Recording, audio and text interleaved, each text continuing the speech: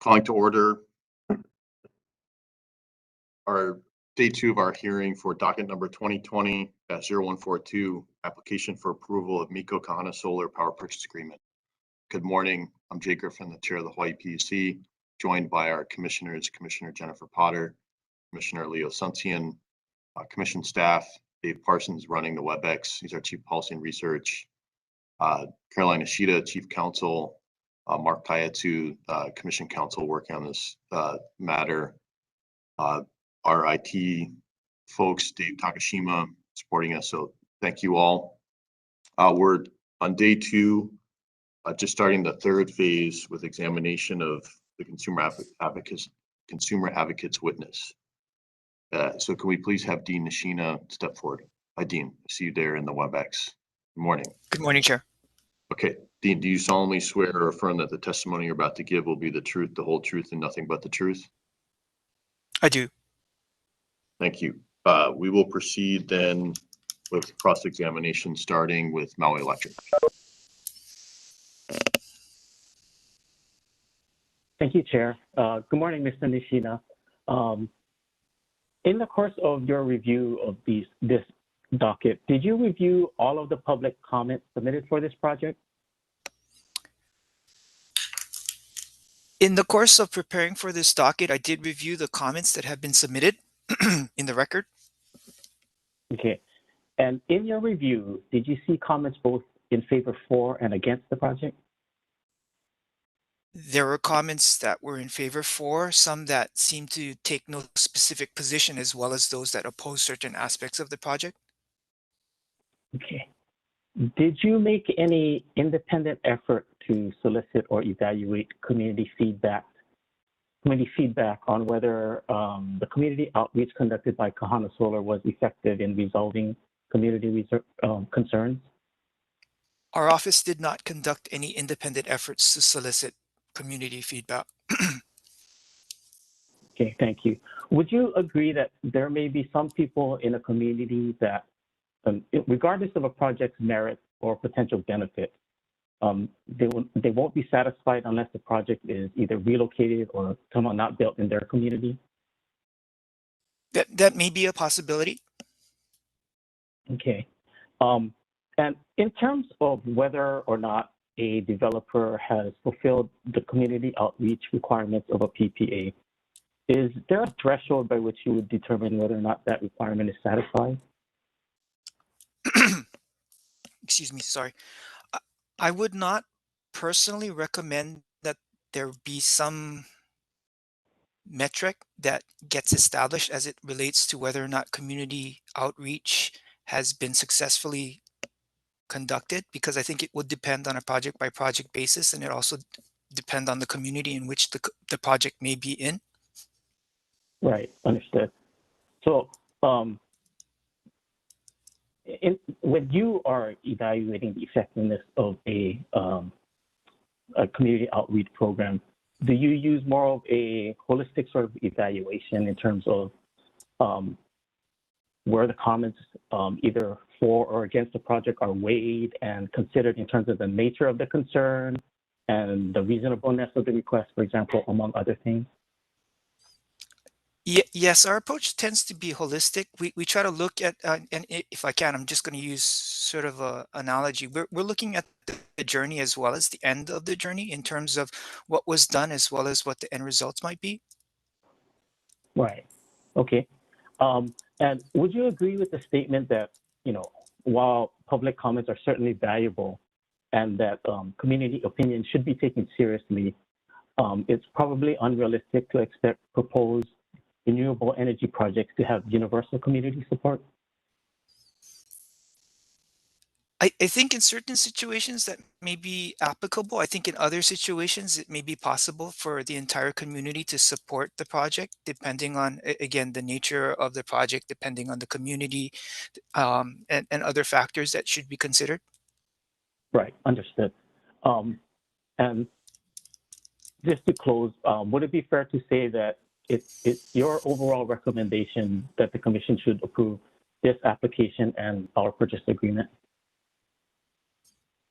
If I remember, and we could go to my testimony, but if I remember my summary correctly, I think I recognize that there are potential benefits to the project, but that given that there are community concerns, that the commission should consider what those concerns are and then try to see what might be done to allay those concerns. And is it testimony now that the commission should allay those concerns before approving the application? I think to the extent possible, they should. I mean, to sort of paraphrase what Mr. Shimokawa said, that's part of the reason we're here to, I mean, why we're having this hearing, right? Right. Okay. Thank you, Mr. Nishina. Thank you, Chair. I have no further questions. Thank you, Mr. Hayani. Kahana Solar. Good morning, Chair, Commissioners. Doug Kodaga on behalf of Kahana Solar. Mr. Nishina, just a couple quick questions following up on the prior examination there. If the consumer advocate supports approval of the project and the project is actually constructed and comes into operation, do you agree that it would reduce reliance on fossil fuels based on the current record?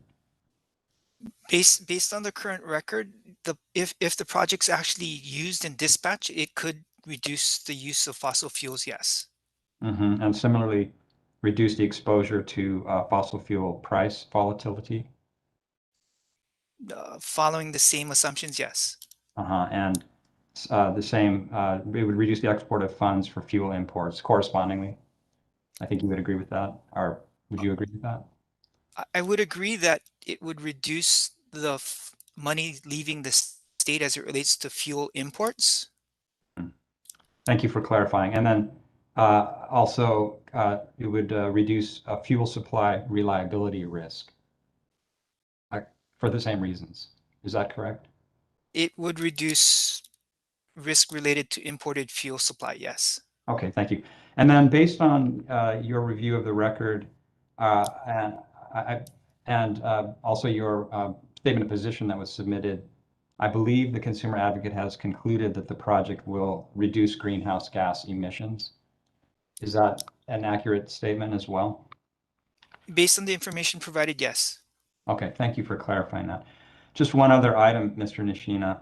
There was mentioned yesterday some discussion about the reverse auction proposal. Were you here for that discussion? I was here. I did hear those references. Okay, thank you.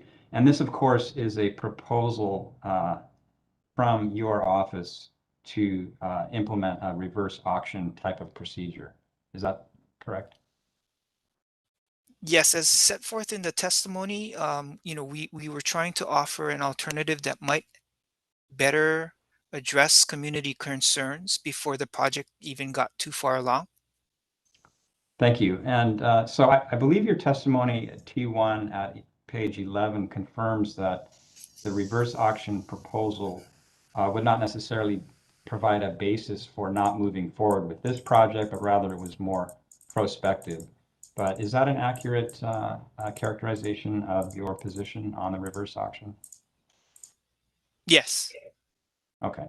So it does not provide a basis for not moving forward with this particular project. I think I put in the testimony that it wouldn't necessarily be a reason for this project not to move forward, yes. Okay, thank you for clarifying and confirming that. And Chair, I have no further questions for this witness. Thank you, Mr. Kodaga. Now, West Maui Preservation Association. Yes, thank you. Good morning, Mr. Nishina, Bianca Isaki, West Maui Preservation Association. I guess picking up on the question about the reverse auction process,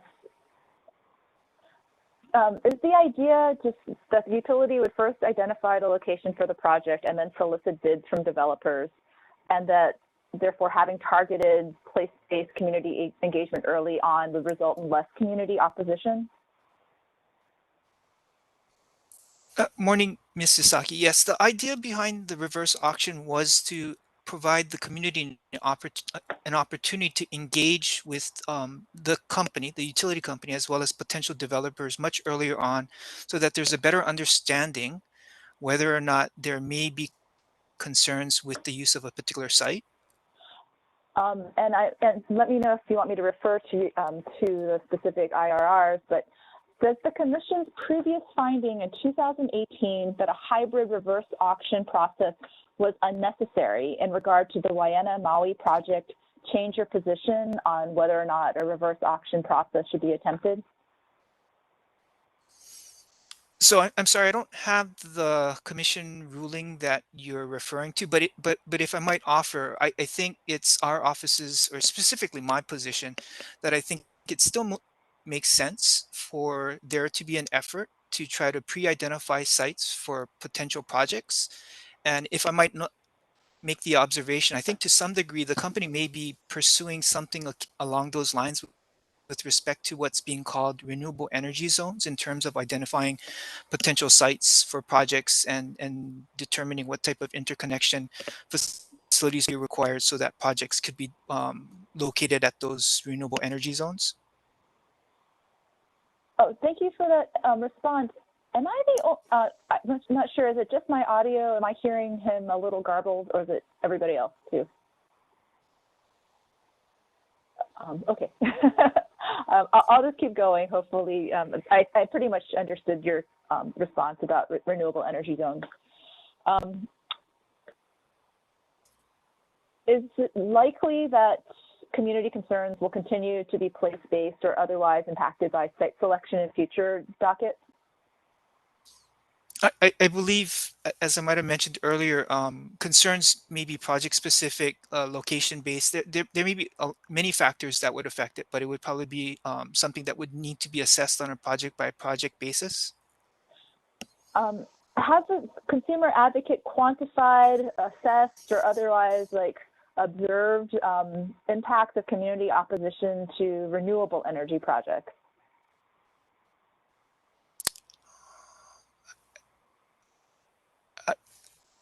Sorry, I'm pausing because I'm not sure what you mean by quantify. I could offer that we do not have a catalog of, say, the number of responses that are in opposition versus those that support or are indifferent to a project for every project that has come before the commission. I'm not sure if that's responding to your question, but if you're seeking something else, if you could clarify. Yes, because my understanding is that the consumer advocate is concerned about community opposition because it may result in project delays or degradation of project benefits. That's correct. Yes. Right. And so has the consumer advocate at least assessed in some way, or I guess that's also what I meant by quantified or otherwise assessed, how community opposition has delayed project benefits or become an issue in realizing project benefits? No, so if I understand your question, yeah, again, we don't have a catalog or a history of those type of projects. I mean, I think we could point to specific projects where we have made observations about significant community concern being raised, and there being issues that potentially have delayed the project or cause other rather public demonstrations as it relates to particular projects. I think one was mentioned the other day by perhaps it might have been Miss Martin with respect to the Nampua Makani, where there were public demonstrations, efforts to block construction and whatnot. Thank you. And this is also actually referencing that Nampua Makani project. Would the consumer advocate have a concern that the allocation of monies or community benefits from a project may cause community division? I think that's a really interesting question, because I think every community is different, and there may be instances where a community may agree with a particular path that may be taken as it relates to community benefits package, and there might also be some communities that may not be able to agree as it relates to what would be an acceptable community benefits package if they were to support the project. Okay. And so would the consumer advocate support or find potentially feasible a condition on commission approval of the PPA that would instruct a third-party benefits third-party administrator of community benefits, if that was in light of community concerns about, or WMPA's concerns about distribution of benefits? I think if both parties were willing to come to the table, that would certainly make sense. Okay, thank you.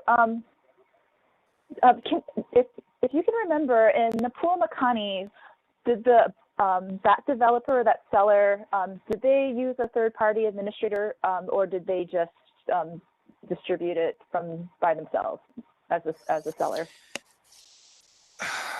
Sorry, I don't remember with great specificity. In fact, I'm not sure that the final developer even had a community benefits package for the community, but that would be subject to check. Thank you. I'll move on to another question about labor conditions and employment. Would the consumer advocate consider labor conditions and wages relevant to determining whether the project is prudent and in the public interest? And here we're thinking about whether low-paid or unauthorized workers could impact wage depression or give rise to labor disputes that would not be beneficial to ratepayers. I'm not sure that's necessarily usually within the scope of our analysis. To the extent that such labor disputes might affect the timing of the project or timelines, then there would be a concern, yes. Okay. And you concluded the bill impacts, pricing, and system savings associated with the PPA are generally favorable, correct? Yes. Okay, and the conclusion is premised on the project's ability to actually meet the NEP that was represented? In the testimony, I think there was a determination that based on the information that was provided, especially on a standalone basis, it appeared that there were favorable benefits. I think there's a table in my testimony that I believe also provides the comparison as it relates to the entire portfolio, where some of the earlier years, there may actually be bill increases, but on the whole, that there would be positive bill impacts for the customers on Maui. Okay, thank you.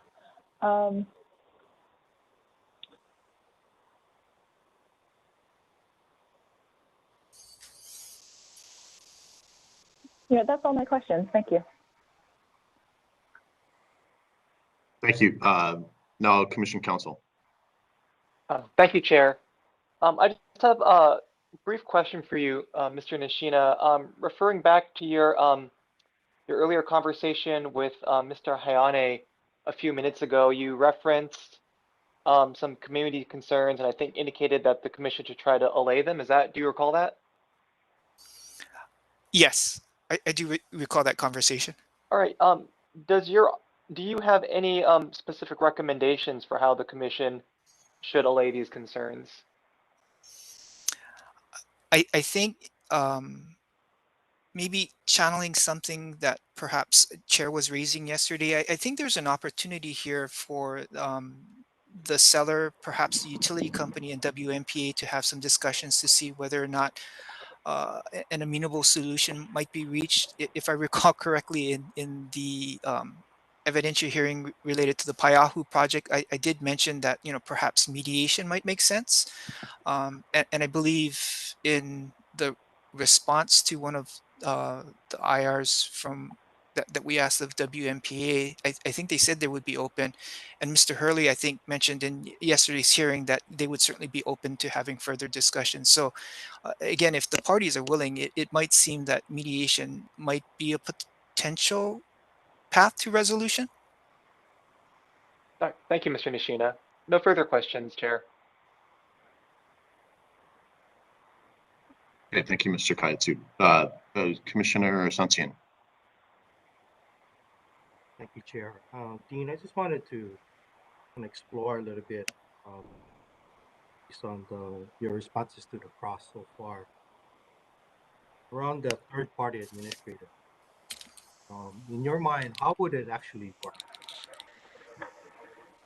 Like, okay, let me start with, who do you think would have to administer it?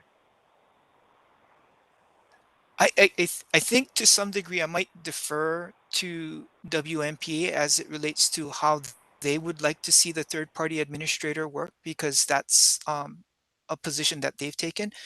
If I might offer from the outside, though, again, if both parties are willing to have discussions towards a community benefits package that would take advantage of a third-party administrator that would be appointed, perhaps either under the auspices of the commission's guidance, or even if seller were to set up the process, one that would allow the WMPA to have some, not necessarily approval, but at least some opportunity to indicate whether they accept the third party administrator or not. And then once that administrator is established, again, perhaps through the mediation process, to develop a community benefits package that's amenable to both. And then the administrator would be responsible for making sure that the agreed upon package would be um, executed in the fashion that was agreed to.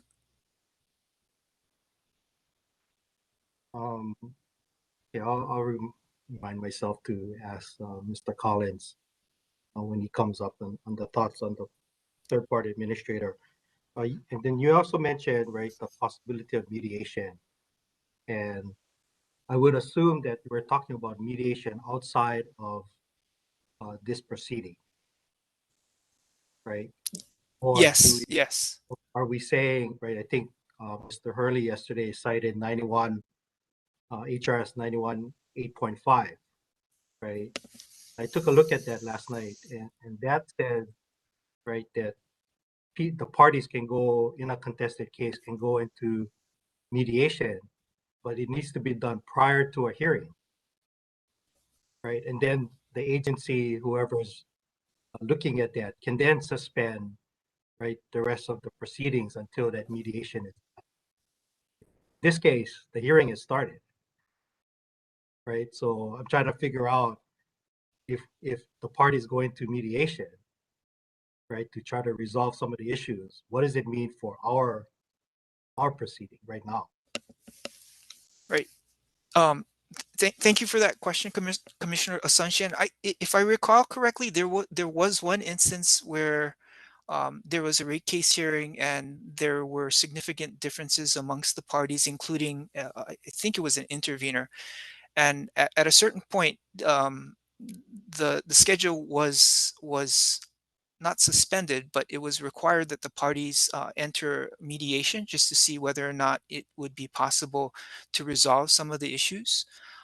So I think, I would make the observation, yeah, it's unfortunate. I think, again, maybe referring to a line of questions that Chair had, the record shows right now that there were some communications between WMPA and the seller through the earlier part of this year. And there was that February 17th meetings, and we asked a number of questions to see what else might have occurred. It's not clear what else might have occurred between February and the hearings that we have today. I would offer that I think, if I heard Chair correctly, I agree that, that might have been a more efficient way to see if amenable solution might have been developed rather than going through this hearing process. But as it relates to your question, I think, uh, not to suggest what the commission should or shouldn't do, but arguably, if there's an interest in seeing whether the two parties might be able to reach some agreement, there could be an opportunity for the decision following this hearing to be held until an opportunity for mediation to occur, to see whether or not there might be some settlement that would be entered into prior to the final decision in order. Okay, so in that regard, it would be, and probably in the regard of the rate case that you cited, it was done through the commission's own motion, I would assume. Yes. All right. Thank you, Chair. That's all I have. Thank you, Commissioner. Commissioner Potter. I have no questions for this witness. Thank you, Chair. Great. Thank you, Mr. Nishina. I just have a couple follow-ups as well. Thank you for bringing this topic up. Just a few practical questions. How long would you suggest the period of mediation go for?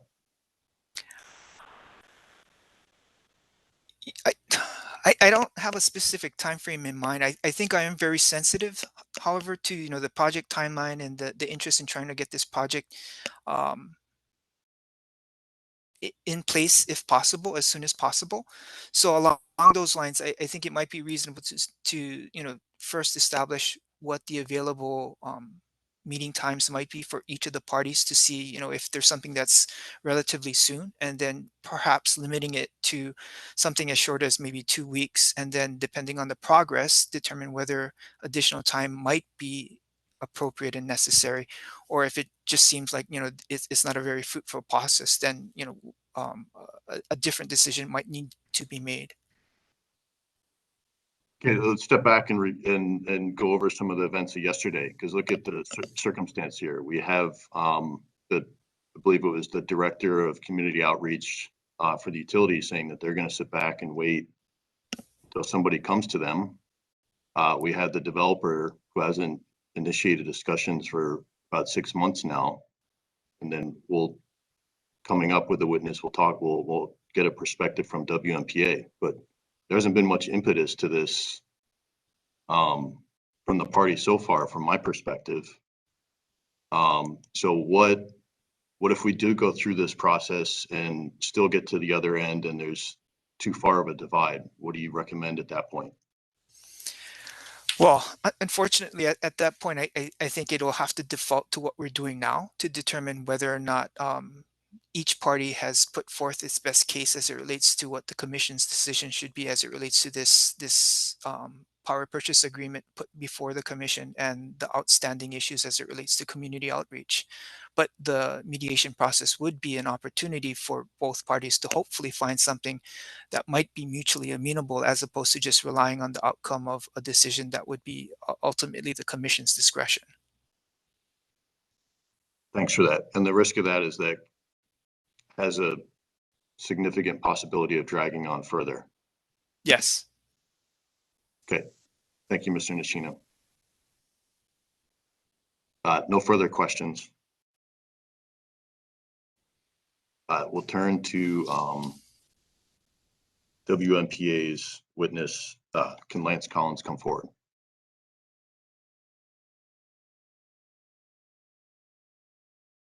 Morning, Mr. Collins. Good morning. Do you solemnly swear or affirm that the testimony you're about to give will be the truth, the whole truth, and nothing but the truth? I do. Thank you.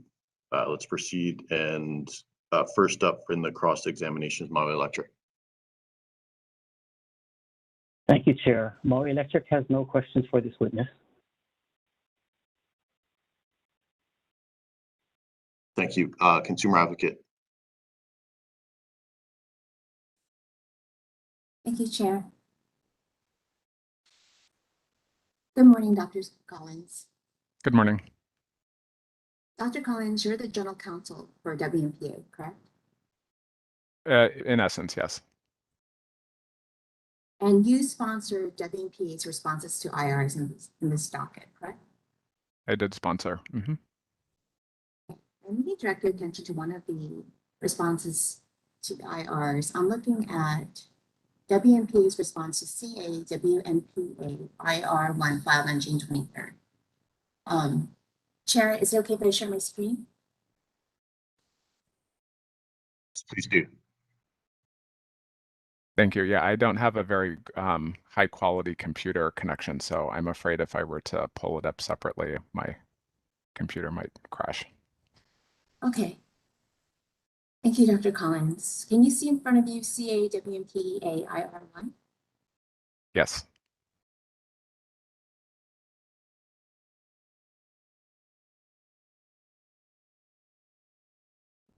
So let me read this out loud. CA WMPA IR1. WMPA states that given sufficient information and the proper controls and conditions, WMPA could support the project if it addresses significant community concerns that currently exist.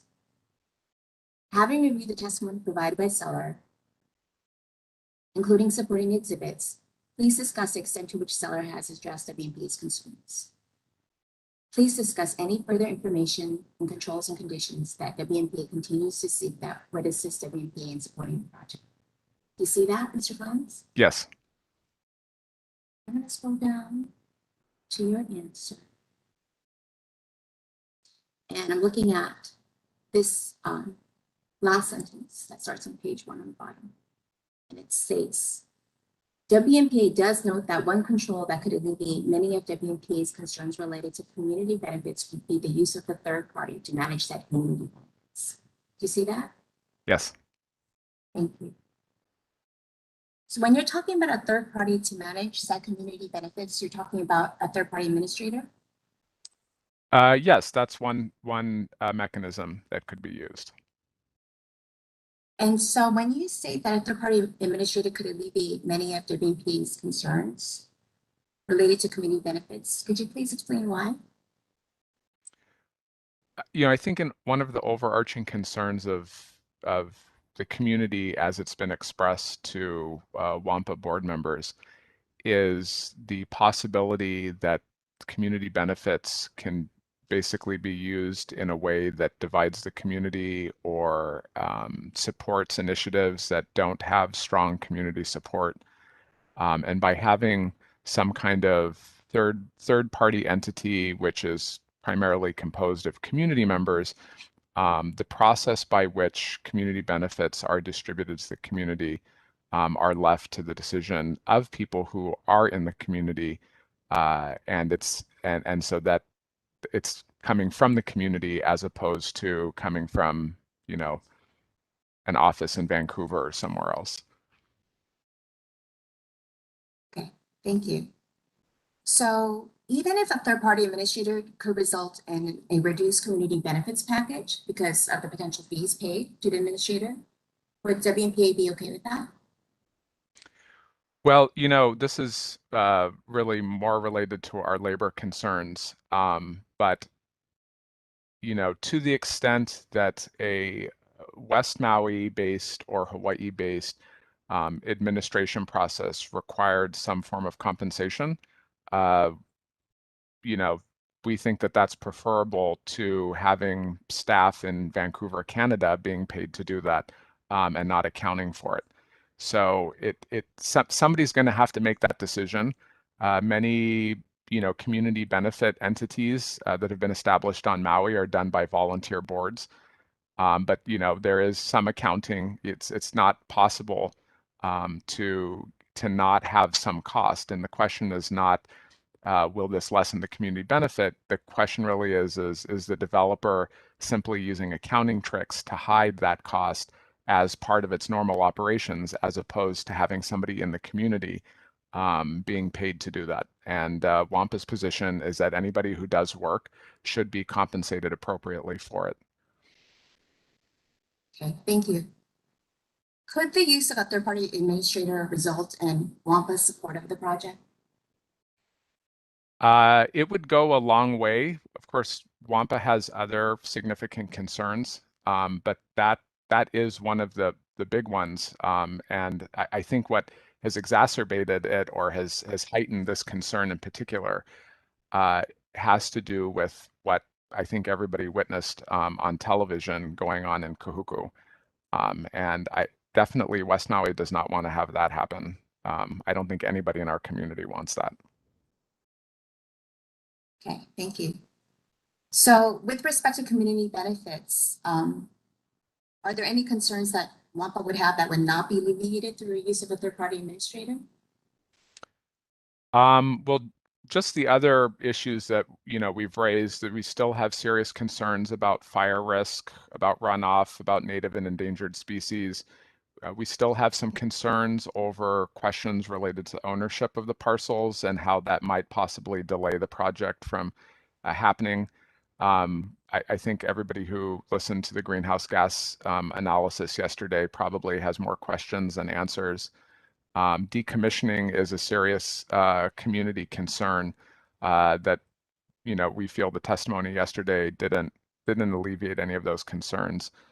The the you know, West Maui has had a concern, has had a problem with respect to labor. Maui Land and Pine, was part of the Global Horizons human trafficking fiasco where Thai laborers were basically being treated like slaves and were not allowed to leave their where they were, living, and were being paid nothing and not even being fed appropriately. It was like, I think, one of the biggest DOJ judgments involving human trafficking in Hawaii ever. So that, that kind of thing is a concern. There was a Canadian company who had a Hawaii contractor's license, and it turned out that the Department of Justice busted them because they were using individuals who are not authorized to work in the United States and paying them substandard wages. And so the issue of ensuring that this project, I mean, that's one of the big things about industrial scale solar, right? Is that, well, we'll have good paying jobs. And I think the concern is that in this instance, what we're hearing is there's no commitment to seeing that through. Well, like that was one of the big selling points of industrial scale solar, is that we get good paying jobs for local people. And now we're hearing, equivocation and hesitation. And it's in the context of major landowner in West Maui who's involved in human trafficking, and we've had other Hawaii licensed contractors, using unlawful forms of labor that in the end depressed wages. So those are, some of the concerns. And of course, WMPA is very concerned with climate change. Some of the other issues that WMPA has dealt with, not in the utility realm, directly deal with some of the conflicts that occur by poor planning to climate change.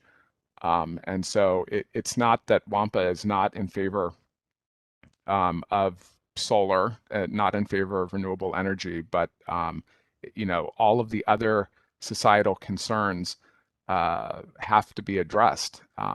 And so the better that this developer can do that, the easier it is for the community to feel comforted and comfortable in them developing their project.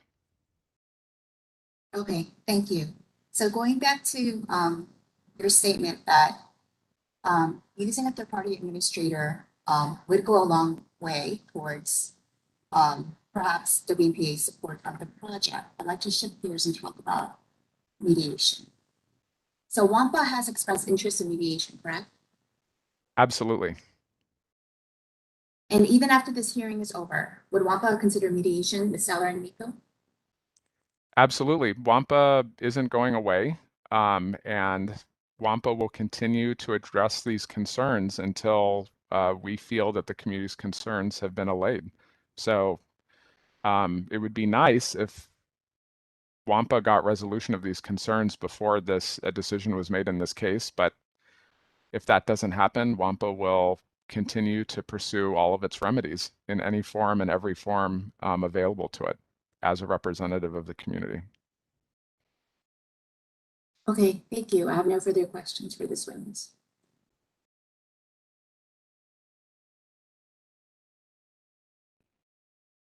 Thank you. Next, Kahana Solar. Thank you, Chair. Kahana Solar has no questions for this witness. Okay, thanks, Mr. Kaitsu, Commission Counsel.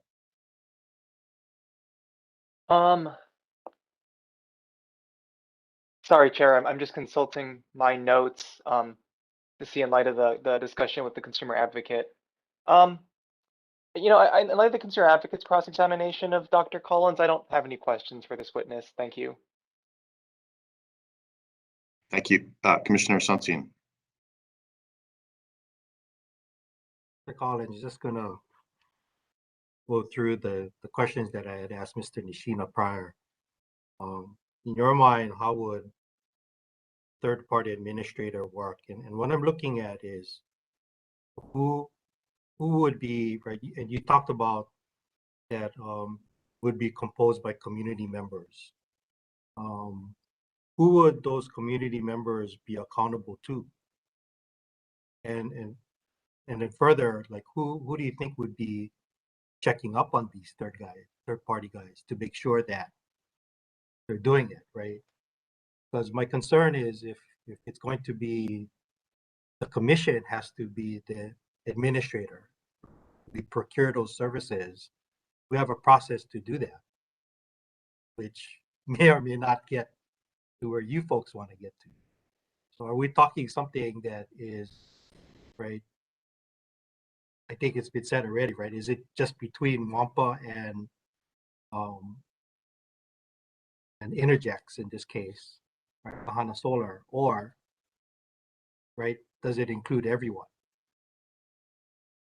Well, I think the what we have proposed is that if the third-party benefit administrator was set up as a separate 501c3 nonprofit, that it would be made up of a board.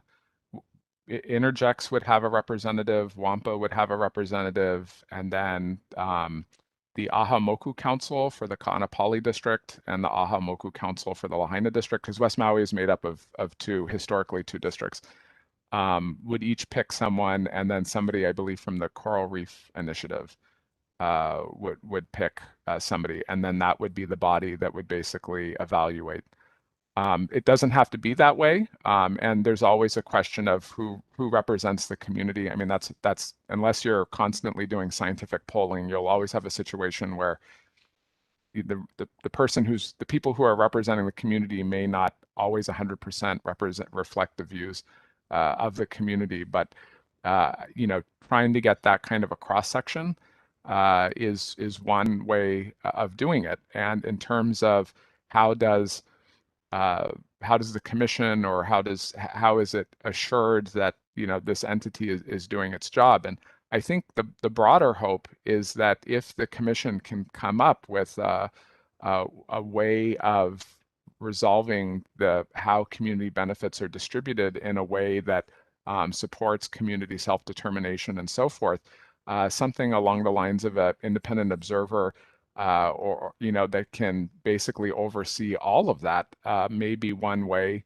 to really give a high level of assurance. I generally feel that when you have these kinds of community benefit groups established who are in the community, that it's, you know, self-regulating, and that typically you don't have that problem because you basically have people in the community who are responsive to their families and community. And just to clarify, right, because to my knowledge, there's various factions of the Ahumoku Council, right? There's one that's kind of run out of DLNR, Department of Land and Natural Resources, and then there's another one that's run out of Westpac, right, Western Pacific Fisheries Council. Yeah. A power struggle on who's who and what's what and the like. So just to make sure, you're talking about the Ahumoku Councils, under which framework are those guys from? Yeah, in West Maui, there aren't two factions. There's basically, and as far as I know, I think both the DLNR and the Westpac versions have more or less imploded. But there is one Aha Moku Council for the Kahana Poly District, and there's one Aha Moku Council for the Lahaina District. And I think, as far as my understanding, is that dispute that may or may not still exist in Honolulu, it's not a factor, at least in West Maui. So maybe in other communities where that is a dispute, the Aha Moku councils may not be the best, you know, may not be the best fit, but definitely in West Maui, that's not an issue. Yeah. Okay. All right. Thank you, Mr. Collins. That's all I have, Chair. Thank you, Commissioner. Commissioner Potter. Hi, Dr. Collins. Good to see you again. Likewise. Thanks. So I have a couple of questions about how the WMPA actually selected these two nonprofit organizations, and whether I heard yesterday that there's really a great interest in education. And that was where the community was really emphasizing that they would like the community benefits fund targeted to. And so did WMPA select these two organizations, and are they able to provide education to West Side community to basically, yeah, so that's it. So I'm sorry, are you referring to the two West Maui community benefit funds? Mhm. Yes, the Kukui, sorry, I'm like nervous, I guess. Sure. So yes, and the Coral organization. Do they do educational outreach? Kukui Watershed partnership, they do have educational components. It's usually connecting with, you know, high school students or college, and I know like they have Haku Mele that go up to the top and take a look at what they're doing. I believe that Coral also has educational components. So our issue is not. I should clarify that WMPA does not have an issue with Pu'ukukui Watershed. As an entity, they do a lot of great work. Initially, the concern as it relates to them is that because Pu'ukukui Watershed is basically managing tens of thousands of acres of Maui Land and Pine land, and Maui Land and Pine uses that land as collateral for securities, that by funding Pu'ukukui Watershed, it may just be an indirect form of rent. Ground rent, and so that was a concern, but not towards what Pu'ukukui Watershed does. And if a community, a group of the community come together to determine distribution, and they feel that Pu'ukukui Watershed is the appropriate place to do it, there's no problem with that happening. It's just by short-circuiting the community part of it, that's the concern, is that it just becomes an indirect form of rent. That's just not accounted for as such. And in terms of Coral, again, also the same thing. WMPA thinks that what Coral does is great work, and if a representative group of the community comes together and thinks that that's the most appropriate place to direct community benefit, then there's no problem with it. It's really more about the process of determining and weighing the value of where community benefit should go. Because it may be that people feel like, well, we should give it all to Lahaina Luna Foundation, or maybe to the after-school tutoring at Nahi Ena Ena. That when they say education, like what exactly do they mean? Or is it like funding the robotics team to go to the national competition, or sending kids off to national sports competitions? I mean, that when people say education, especially in West Maui, they've got strong views, and it just seems that like in that instance, it would be better to have a group of community members sort that out and figure out what the appropriate disposition is. And would WMPA be the body that would help, with that mediation among the West Maui residents? Well, WMPA has proposed to, if a 501c3 nonprofit were established as the independent administrator of these funds, WMPA has definitely said, please let us have let us pick somebody to have a seat at the table. Whether it actually be a member of the WMPA board, I don't know. That would be their decision, and that detail hasn't been discussed. WMPA has, in different circumstances, WMPA is in a whole bunch of settlement agreements with developers all over West Maui and condo associations and stuff on all sorts of various community issues. And so, it's not like this is the first time WMPA is ever dealing with the developer. It's just this is one of the very few instances where the developer has just refused to have any meaningful resolution of stuff. So we're having a contested case. But I mean, even in the county lawsuit in the injection wells, we actually did have a partial settlement agreement. We just allowed the county to appeal the legal issue, but everything else is settled. So, I mean, the whole thing is just a little bit extraordinary. So, WMPA can help facilitate that. WMPA can, use its experience to assist in the development of that, or identifying ways to make it more efficient. But we have to deal with someone who has authority from the seller, or who's actually interested in resolving these things. Otherwise, this is what ends up happening. We end up having it in front of the decision makers. Do you think it would be helpful to bring Miko to the table for some discussion here? Would that be a benefit or beneficial? WMPA would love to have Miko involved. One of the limitations has been that we left the last discussion we had with the seller, with the developer, was we requested if we're going to have any further meetings to negotiate, we have to have somebody who is either present or is available with decision-making authority, because otherwise we're just talking to their publicists, and that's not very useful. And so we decided that instead of trying to do an end run by going to Miko, and that wasn't going to work anyways, we informed our attorney, informed the seller's attorney that we want to continue having dialogue, but we do need to have somebody who has authority to make decisions, because otherwise we're not really having a negotiation, we're just having publicity. And then exactly what happened was the minutes of the meeting, which was supposed to be a negotiation, ended up being attached as an exhibit to something that got filed, even though we asked that it be kept private. And so, those are problems, but Miko definitely would be great to have involved. I know Miss Martin, I have great respect for her. We went to the same high school. It would be great. I think that she would be very effective at being able to, articulate and resolve any concerns on Miko's side, but it can't happen unless there's somebody with the developer who has the authority to make binding decisions, because otherwise it's just another publicity meeting with the consultants. Thank you. That's helpful. Has WMPA asked Miko for a meeting with Kahana Solar? Has they asked for that? Have you?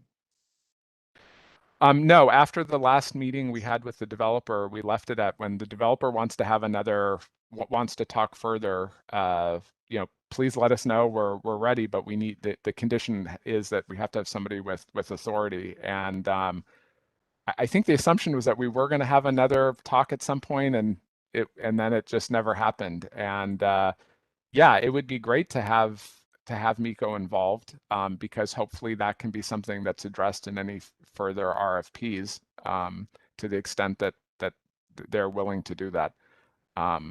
Definitely having a structured process for community benefit in general is a really great idea. And so if that's something that HECO can do across the state, and I mean, I think it would just benefit everybody. And that way the discussion is not, here are these nonprofits that we may or may not fund, and actually we're changing our mind during the contested case, and now we're going to fund something else, and just basically reduce it to how much community benefit is going to be distributed. And it's going to go into this mechanism that everybody feels is, has some level of integrity and confidence to address community concerns. Thank you, Dr. Collins. I have no further questions, Chair. Okay, thank you, Commissioner. Dr. Collins, I just have a few follow-up questions as well. Thank you. There's been enlightening testimony this morning. I just want to follow on, just to further understand WMPA's extent of discussions with Interjex in particular. Right? What we heard yesterday was there was a meeting in March and no further meeting after that with WMPA. Is that the guy that just heard you say to Commissioner Potter as well? The way it was left was you were waiting for them to reach out. Is that correct? Sort of. We informed them that the next meeting should have somebody who has decision-making authority, or who can who can basically call up somebody to give a decision if we're going to be having a negotiation. And then we never heard back after that from Interjex. Did you try and reinitiate any further discussion after that? No. And then I think one of the things that, sort of reinforced this belief that there's a lack of sincerity, or has been on Interjex's part, was when they attached minutes of the February meeting that they had specifically requested be recorded. And we specifically said, no, we don't want it to be recorded. If we're going to have a frank discussion, this needs to be not a public discussion. And when that was attached in May, we just sort of felt like that there isn't really, we don't see evidence of good faith on their part. And so we would prefer to resolve this through some kind of a negotiation, but people are, the WMPA board is a volunteer board. I mean, they have a dozen attorneys, I'm one of them, who are doing things, but they do have limited resources and people have limited time. And if it's just going to be game playing so that people can attach things as exhibits to show how much outreach they've done, WMPA doesn't have time to waste. If there's going to be a negotiation, they have to be serious about it and have somebody with decision-making authority. That's basically the view of WMPA. There's too many other things going on to have to waste time to be part of somebody's, publicity outreach exhibits. But in the alternative of spending your time doing that, the organization is prepared for a contested case. So you put your time and effort here. Well, that's right. And I think that's, so if we could get somebody with authority, it would be really great, because then we wouldn't have to do that. But the alternative to not being able to have a discussion with somebody with authority is to go through these processes. And I do have to say, in WMPA's other experiences, they have been in proceedings where they've negotiated with developers. The developer has agreed to not contest their intervention or stipulated to them to intervene, and then use the time between the start of the proceeding and then when the contested case has been scheduled to basically resolve all of the concerns. And that's typically how WMPA does it, if they even have to intervene. Intervening is not a preferred option. But in terms of resolving the concerns, there's very little wiggle room if the developer isn't willing to actually come to the table, because then it's like, oh, well, they'll just come to our outreach thing with people who have no decision-making authority, and they're not really serious about their concerns because they're not willing to prepare to raise it before decision makers. So I also have to say one other thing, in addition to the attaching the minutes of that private meeting as an exhibit. The other thing that came up, and I don't remember which month this was, but I remember it was talked about at a board meeting, it was a serious concern, was that Interjects in the South Maui project basically used, which I don't think are meritorious legal claims, to get the Planning Commission to deny those community groups intervention in the special use permit, and basically opposed all public involvement in the special use permit. And I think the concern was that Interject's representation in those other proceedings was that, well, we'll deal with all of these issues at the county level. And so the community group sought to deal with those issues at the county level, and then they used their lawyers to shut the community group out. And so I think that was another thing that became a concern, where it was like, this developer is just not interested in really engaging the community. And so if the choice is basically playing their publicity outreach game, where we'll never get a resolution to the issues, or going through a contested case where hopefully we can have the commission condition the PPA approval to address at least some of the concerns, that would be preferable. But we, under 91-9, WMPA at any time is happy to have the proceeding suspended and move into some kind of mediation or direct negotiation. So what our lawyers can legally do whatever needs to be said, but I know under 91-9, the parties can always agree, even during a contested case hearing, to suspend the proceedings to. Okay, so, but in the 6 months prior to this, there were no further efforts initiated by WMPA? Not since, I think it was a letter from our attorney to their attorney saying, let's have another meeting, but we need somebody with decision-making authority on your side. Okay, and from what we heard yesterday, again, this is Interject's perspective on it, they did not, I believe Ms. Mancinelli said they didn't have a specific enough list of concerns or items. And I take it you have a different view on that you had, or what is your perspective, that the organization had been clear enough, specific enough? Look, I'm trying to, how do we, look, what I see here is still a big divide. What I hear you saying, there's bad blood here. So we can ask people to go to mediation, but I think if that's the case, we want to have some confidence that it may be worth the time and effort. And what I'm still hearing is organizations far apart. Nobody's tried to resolve this on their own. So I want some confidence that that dynamic will change before we even try. So I guess I'm curious of what efforts WMPA would initiate to help resolve that. If you feel like you have been specific enough, or you'll listen to what they need to hear, hopefully they'll bring people to the table that actually do have decision-making authority, and this can move forward. So what can WMPA, or what's your perspective on that gap today? You know, what you feel like you had been specific enough about your concerns about what had been raised? Definitely in the filings that we have filed over the last 4 months, I don't know that there's any ambiguity about what our concerns are as an organization.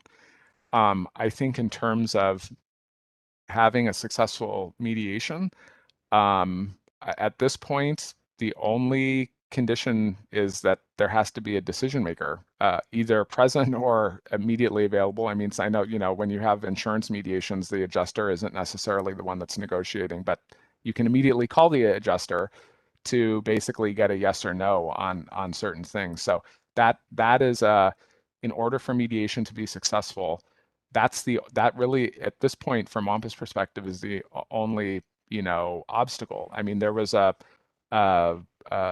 it's actually a Canadian developer also in one of the resort developments that WMPA intervened in, and it was particularly unpleasant, and there was a lot of this bad faith stuff. And the Planning Commission ordered the parties to go to mediation, and Mr. Glenn Kosaka was the mediator, and hammered out an agreement. And I think from WMPA's perspective, WMPA always prefers compromise and alternative dispute resolution to the more formal processes, but it's not going to shy away from going through the formal processes if it doesn't have another avenue. It's always better to have everybody come to an agreement than to have to fight tooth and nail in a protracted procedural struggle in administrative and legal forums, always. And so WMPA, you know, we don't think we're very far apart, but of course, on the other hand, we're not entirely sure because we've never had a discussion with a decision maker. So.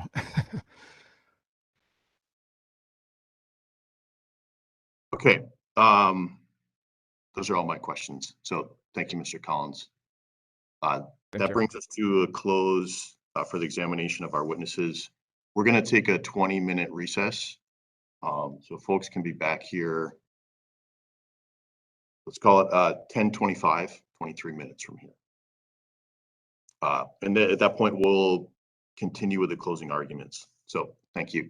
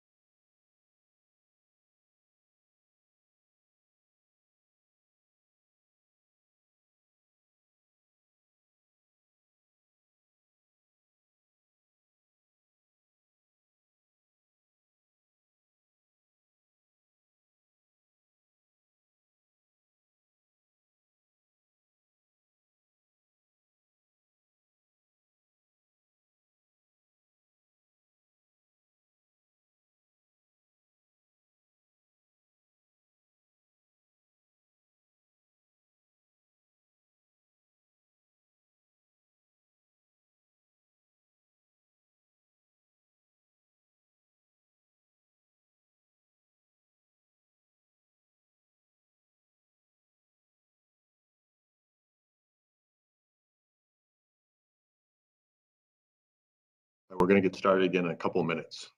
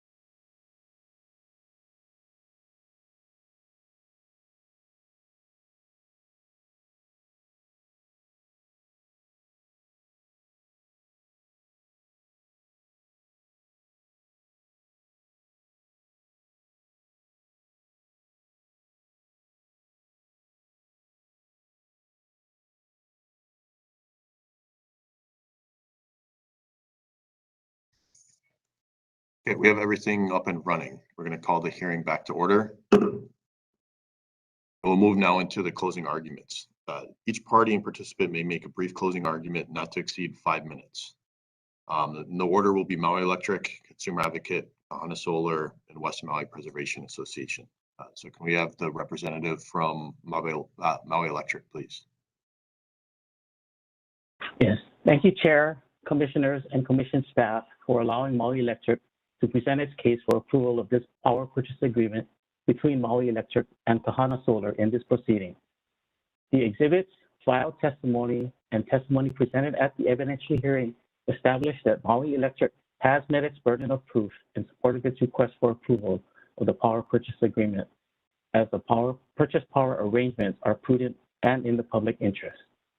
As shown, the proposed Kahana Solar project will result in a substantial reduction in fossil fuel consumption and greenhouse gas emissions.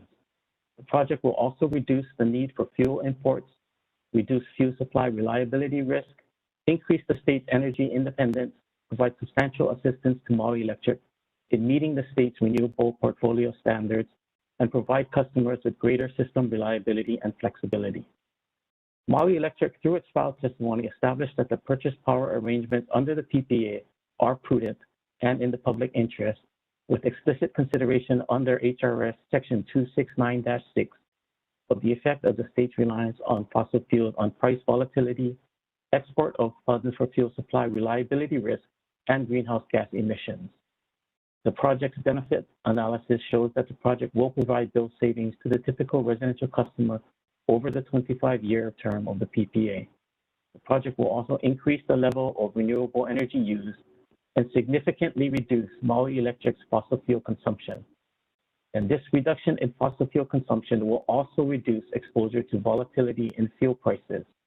The project will significantly reduce life cycle and operational greenhouse gas emissions. Now, this issue that WMPA raises regarding the net energy potential figure is a red herring. As demonstrated through testimony, once Maui Electric discovered the discrepancy that it had incorrectly used the P50 figure instead of the P95 NEP figure, it immediately corrected its calculation and had Bramble perform an updated greenhouse gas analysis. And as the updated greenhouse gas analysis demonstrated, the corrected figure had no material impact on the overall results of the greenhouse gas analysis, which shows that the project will significantly reduce life cycle and operational greenhouse gas emissions. In any event, as Maui Electric and Rambo testified, they are discussing measures to prevent similar calculation errors from happening in the future. Now, notwithstanding WMPA's contention, Maui Electric has established in this hearing that the project's community outreach efforts met all requirements of the RFP and PPA. We should keep in mind the context in which Kahana Solar's community outreach efforts are being conducted.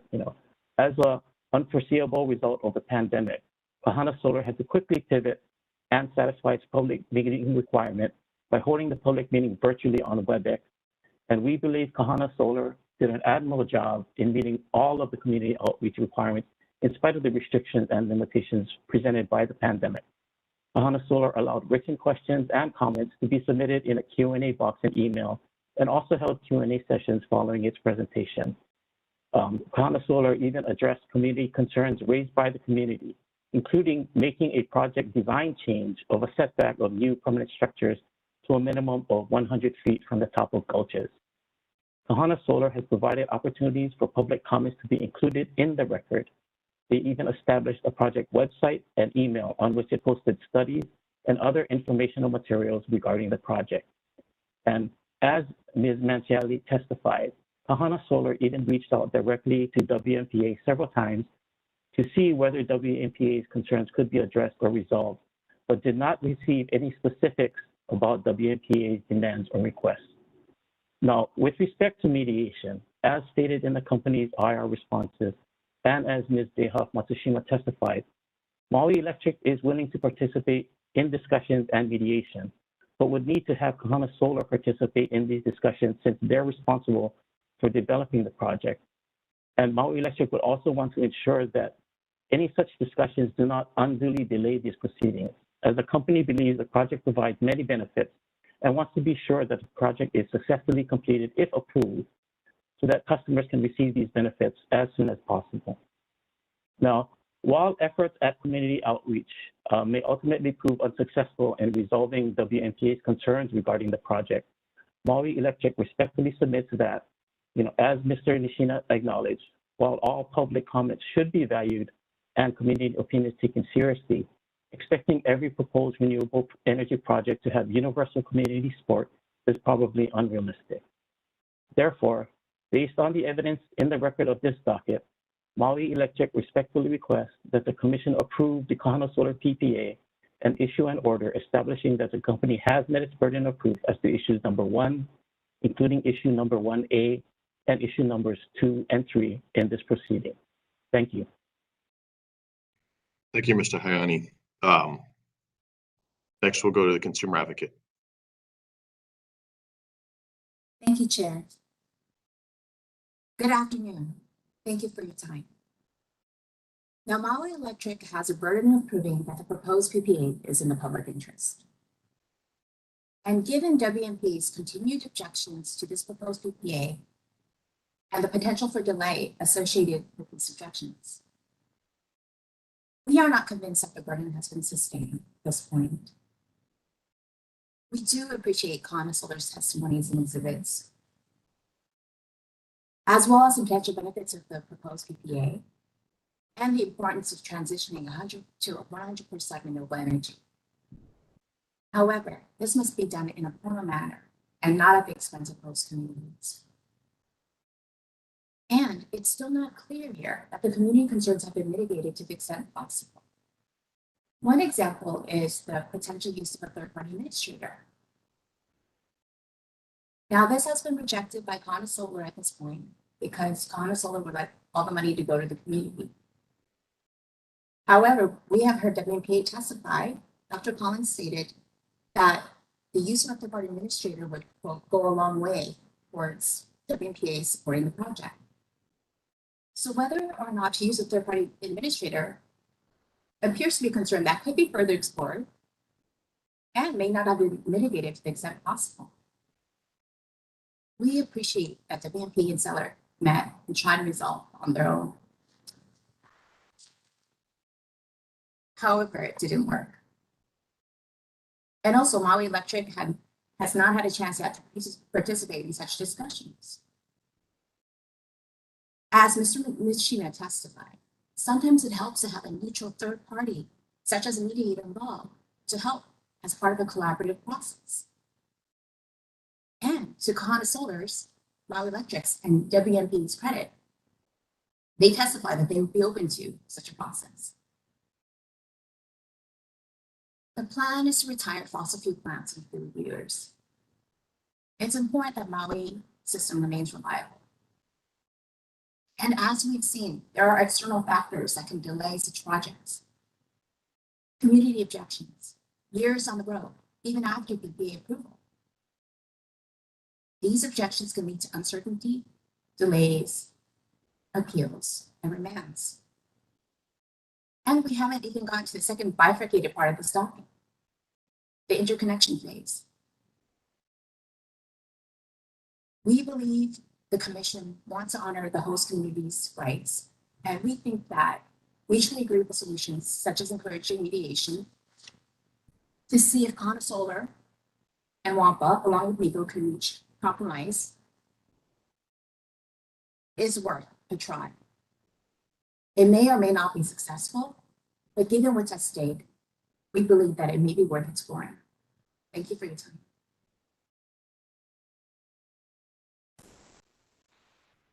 Thank you very much. Now, Kahana Solar.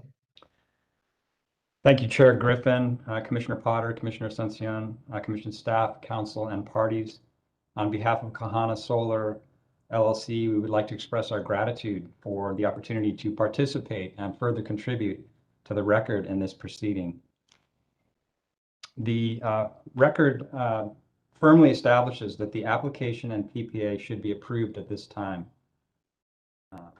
Issue 1 concerns whether Maui Electric has met its burden of proof in support of approval of the PPA. The answer is yes.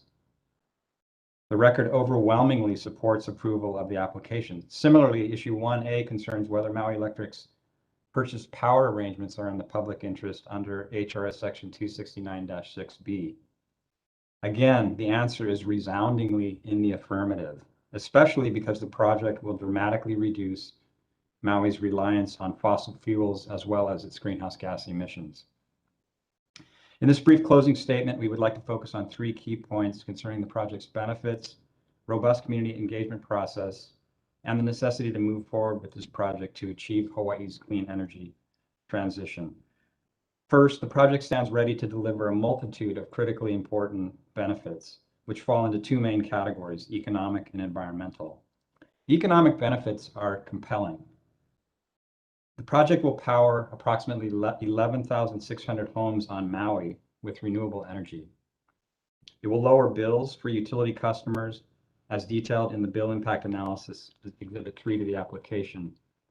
It will also shield utility customers from volatile fuel oil prices, providing a further economic benefit. None of these economic benefits are disputed, and the record reflects very strong support for these conclusions. The environmental benefits are equally, if not more, compelling. It cannot be disputed that the project will dramatically reduce greenhouse gas emissions. The results of the updated GHG analysis conclusively demonstrate that changing the inputs, as was discussed yesterday, does not result in any material change to the main conclusion, the overarching conclusion of the analysis, that it will reduce greenhouse gas emissions. In fact, it will even reduce, with the changed inputs, the corrected inputs, there will be an even greater reduction in greenhouse gas emissions. And this was reinforced by the chair's colloquy with the greenhouse gas analysis expert yesterday.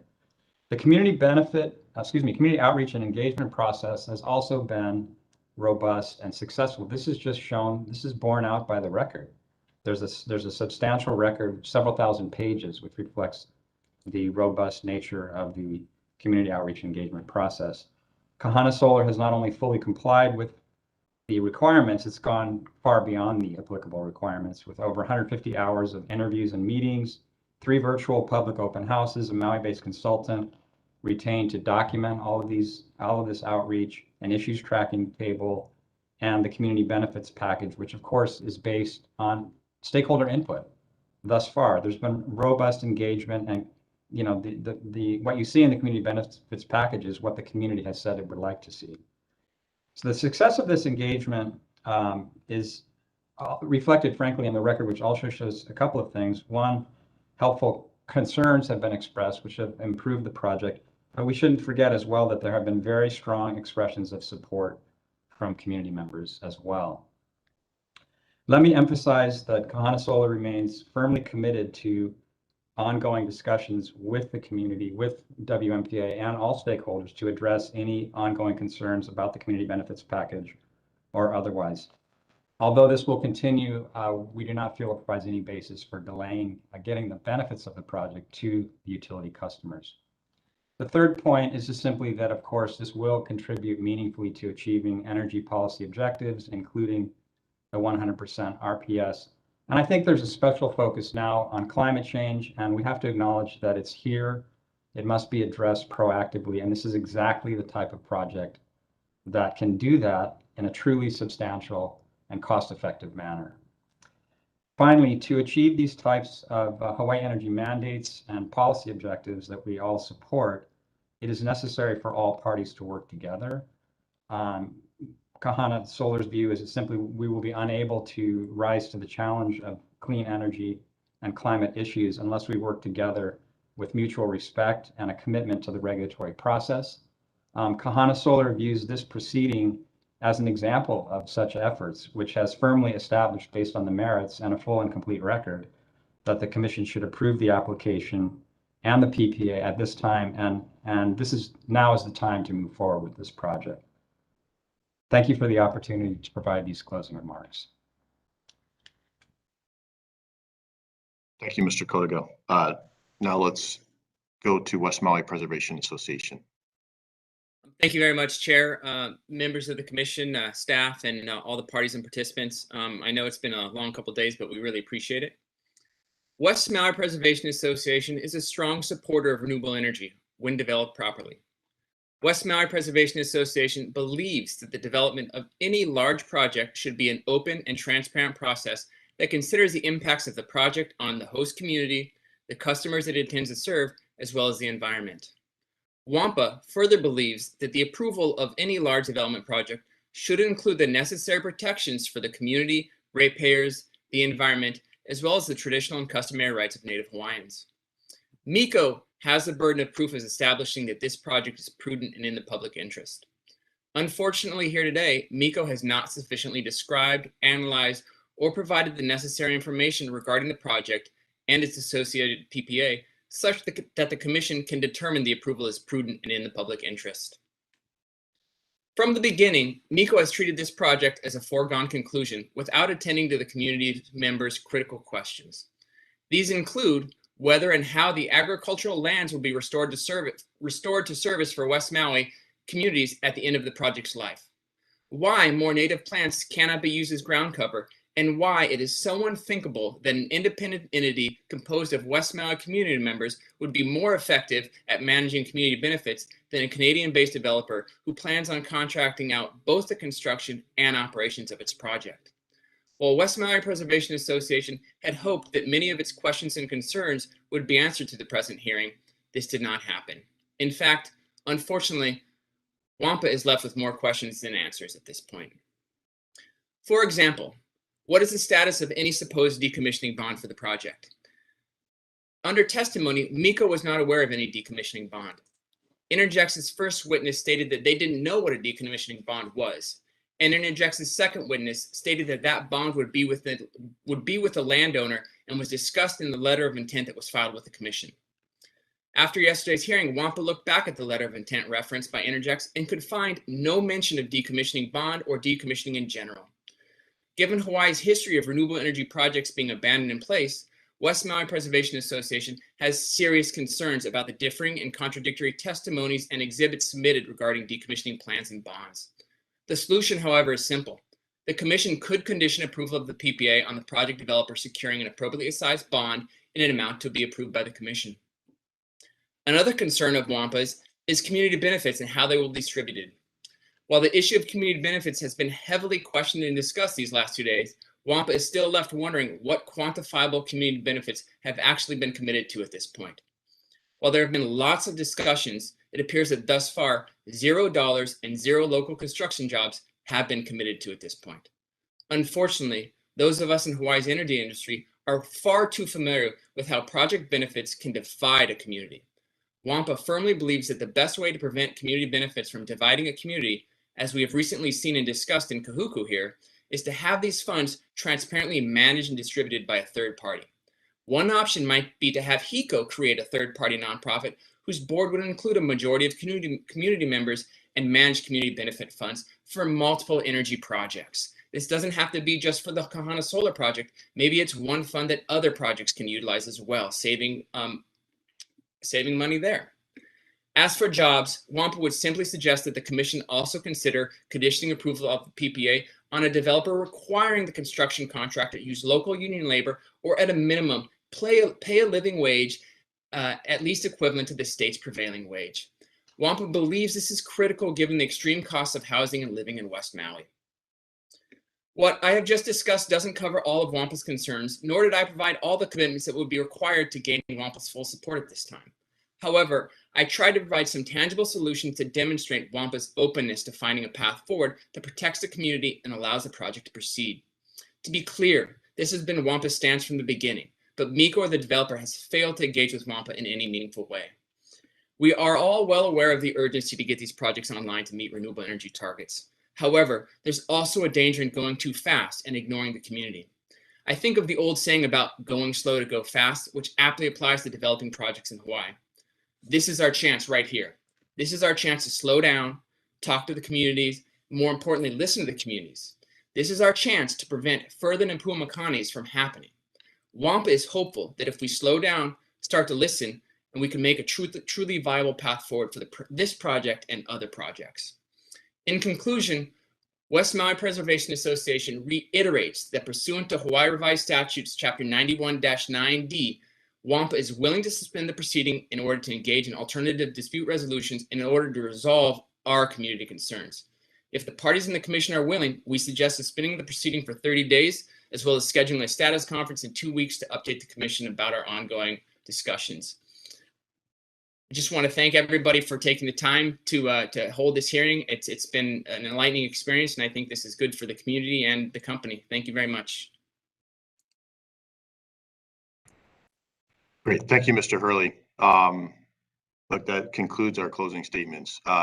Commission has a statement we're going to make. We are going to go into, look, we've heard you loud and clear. We're going to give some direction on mediation here.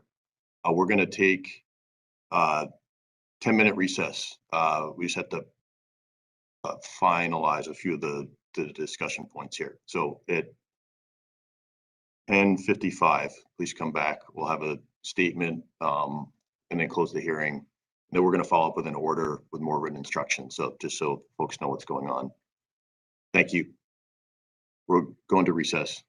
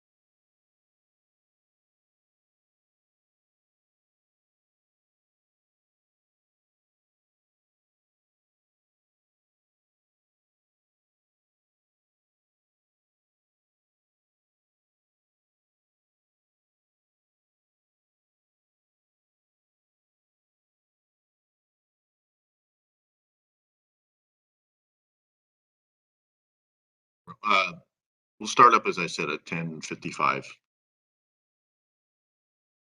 Just think we quite have everyone yet, but.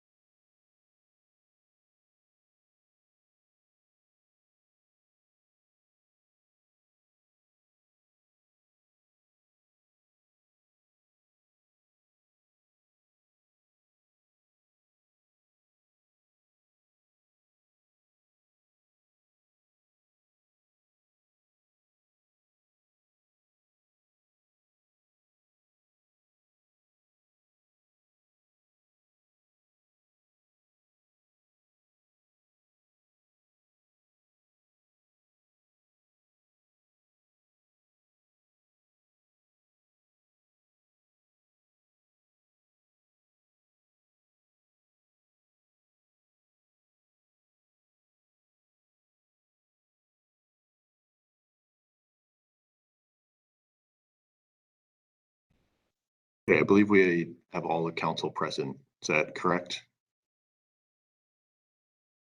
Okay. So we're going to call the hearing back to order. So the commission has a written, or I'm going to read a written statement. We're going to follow up with more direction in writing. And so please, well, you'll see what you hear here. And then again, just know we're going to follow up with writing with more specifics.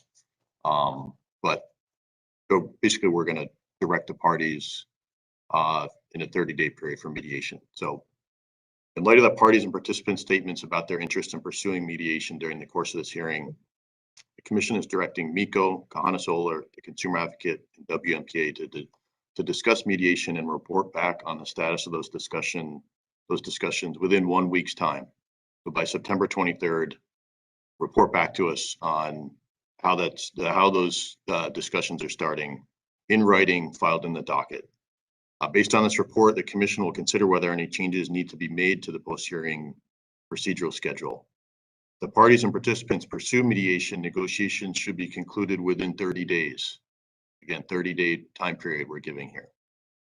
Of today's date, in light of the advanced date of this proceeding, the results of the mediation, including any agreement by and between any of the parties and participants, shall be filed in this proceeding by the end of the 30-day period. The commission will not be involved in the mediation. The parties and participant, if they pursue mediation, should select a mediator and schedule the mediation on their own. The commission will issue an order in this docket shortly, memorializing these instructions. So at the risk here, I'll offer an opportunity for any questions, but I may just say, wait to see what we say in writing. But just to encourage you all to go off and discuss and not wait for discussions. Or sorry, wait for further instructions. Chair, sorry, I have a question. Is there, just to confirm, so there will be no written transcript from this hearing, from these two hearings? No, we'll still post the recording. I believe we said that'll serve as the transcript. Okay, thank you. But let me confirm that, Ms. Ishii, right? And that should happen. I mean, usually we have to just check the recording, but it usually comes up in fairly short order, I would say. Yep, that's correct.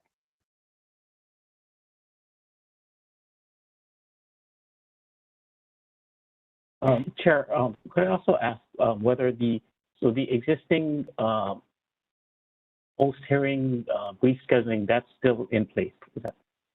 Until we change it, it's still in place. What we're asking Okay, you thank is to report back to us in a week on how the discussions are going, how the mediation's going. We're giving you a 30-day window if you decide to take it. And at the first check-in will be in a week. And based on what we hear, we may make adjustments. Thank you. Appreciate the guidance. Sorry, Mr. Kotiga, did you have a question? I don't want to cut anybody off.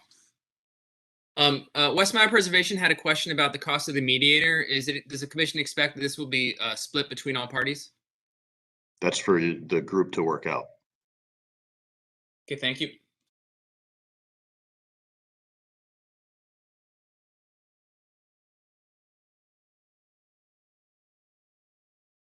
Any other questions for now? As I said, we'll send written order. As we said, we'll post the recording of the hearing. But to your point, until we change the schedule, the one that's in place is the current procedural schedule. Okay, I just want to thank you all. I found this was a very productive time spent together. We appreciate the work and efforts you put into this. We hope this 30-day period can be fruitful for all involved. I'll just put it that way. And look forward to hearing on the progress. Look forward to further instructions from the commission. Again, thank you all for your time and the participation by your organizations. And with that, we will adjourn the hearing, and please all have a good day. Thank you, Chair. Thank you. Thank you, Chair.